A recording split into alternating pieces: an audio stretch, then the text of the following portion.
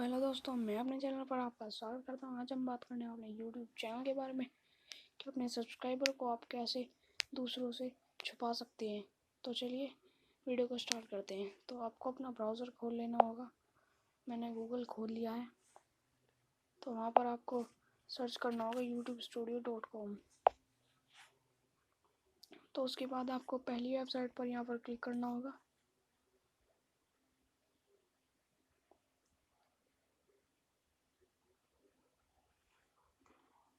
Click करने के बाद यहाँ पर आपके सामने कुछ ऐसा इंटरफेस खुल जाएगा। तो आपको फिर नीचे ये कोने में ये सेटिंग का ऑप्शन दिख रहा होगा, आपको उस पर क्लिक करना होगा।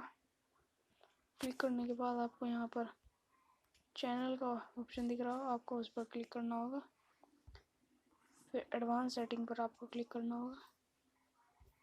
फिर क्लिक करने के बाद यहाँ पर display the number of people subscribe to my channel, इस पर से आपको टिक हटा देना होगा।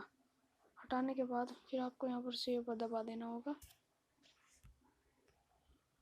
तो दबा देने के बाद आपका ये हो गया है, आपका सब्सक्राइबर छुप चुके हैं। तो इस वीडियो में इतना ही, मिलते हैं अगली वीडियो के लिए।